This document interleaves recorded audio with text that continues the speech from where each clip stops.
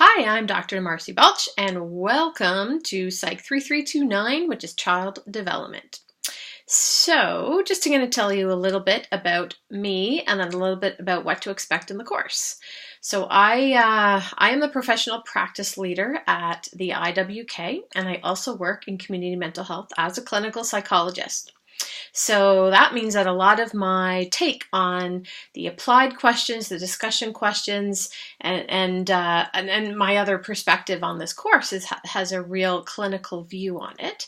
That said, partly the importance of doing a course in child development is that we have to know what normal development looks like before we have an idea about what pathology or abnormal child development looks like.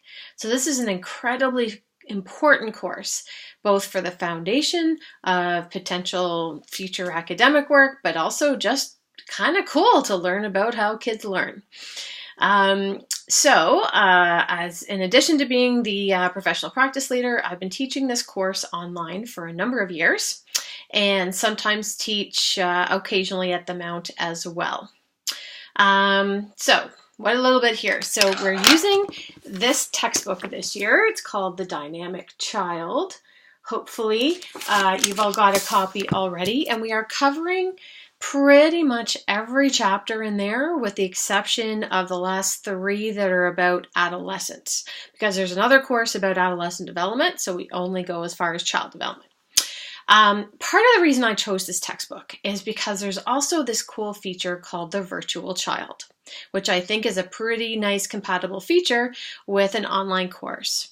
So in addition to doing the readings, you're going to be using the interface Revel, which the textbook uses as well, and watching some of the videos that are incorporated in that e-textbook learning, and also following the development based on choices you make, parenting choices you make, or other genetic characteristics to raise your own child as it goes. In addition to that, there's going to be a choice in terms of whether or not you want to do an academic term paper, or whether or not you want to make this an experiential option as well by participating in a program called Start to Finish. So that involves, I was approached by somebody at St. Mary's who partners with community organizations.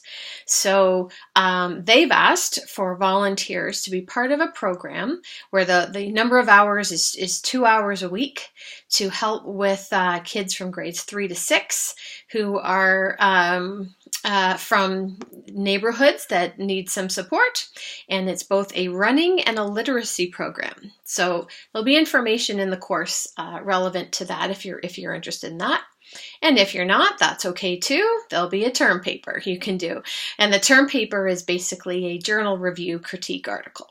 Okay, so if it sounds like there's a lot, the breakdown of the course is this. It'll be expected to follow along in the textbook, reading each of the chapters, doing the in-Revel quizzes to assess your learning. Those quizzes do not count towards your grade, but are important to keep on top of. In addition to that, so test-wise, there's going to be 2 midterms and then the final exam. They're not accumulative. The final exam covers everything after midterm 2. There's also weekly discussions, so I expect everybody to participate in the online chat forum where you have to provide your own opinion on the question as well as reply to at least one other student in your class to earn full marks. So that's the tests, that's discussions, and then I've already talked about that you can have either the journal critique paper option or the experiential option of volunteering with kids. And then there's a small writing component that goes along with that. That's basically just journaling some of your experiences to hand in, something to hand in at the end. Okay, so I hope you enjoy this course. I hope you become fascinated with child development as I did way back in the day when I was in your position. And if you have any questions, please feel free to email me. If you are interested in having an in-person meeting, or at least a virtual meeting, I can make those arrangements. I do not have regular office hours, just because I find that most students are able to email questions, and if I respond in a timely manner, then they seem okay.